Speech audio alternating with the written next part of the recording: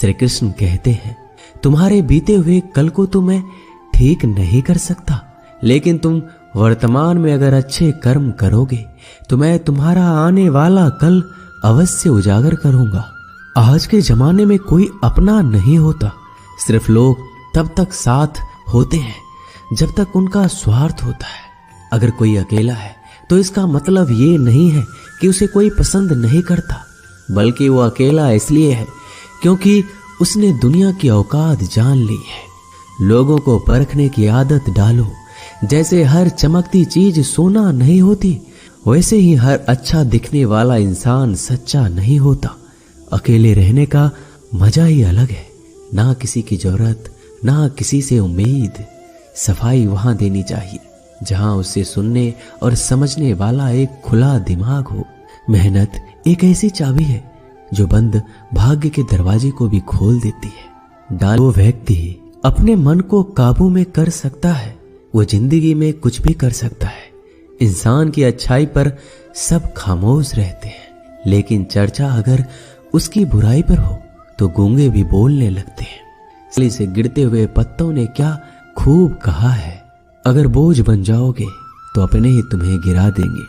क्रोध को प्यार से, बुराई को अच्छाई से, स्वार्थ को उदारता से और झूठे व्यक्ति को सच्चाई से जीता जा सकता है। जिस तरह समुद्र के खारे पानी को गर्म करने के बाद नमक के कण दिखाई देते हैं, ठीक उसी तरह से जब हम ध्यान और भक्ति और तप करते हैं तब हमें भगवान के दर्शन हो सकते हैं। इसके लिए हमें हमारी बुराइयों को छोड़ना पड़ता है, तभी हम ईश्वर को प्राप्त कर सकते हैं। अगर आपको बहुत सारी परेशानियों से गुजरना पड़ रहा है तो आप खुश हो जाइए, क्योंकि भगवान की नजर आप पर है। देर से ही सही, लेकिन वो आपकी जरूर सुनेंगे। इंसान का भाग्य उन्हीं कर्मों का फल होता है जो उसके लिए अतीत में किए गए हैं। इसी तरह वो लोग जो आज कर्म कर रहे हैं वो उनके आने वाले कल का निर्धारण करते हैं।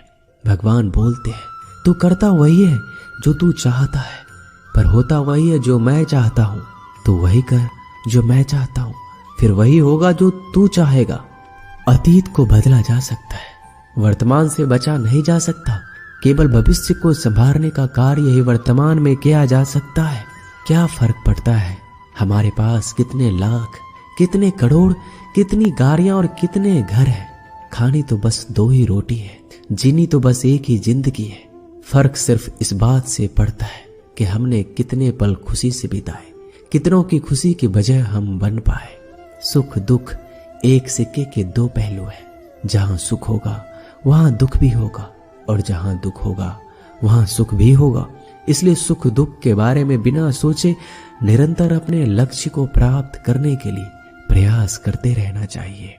एक बात हमेशा याद रखना, किसी के सामने गिड़गिड़ाने से ना तो मोहब्बत मिलती है ना ही इज्जत। इसलिए अपने स्वाभिमान को जिंदा रखो। कोई अगर आपकी किस्मत में होगा तो वो आपके पास खुद ही चलकर आएगा। दूसरों को हराने का मौका मत दो, बस खुद को आगे ले जाने की जिद पालो।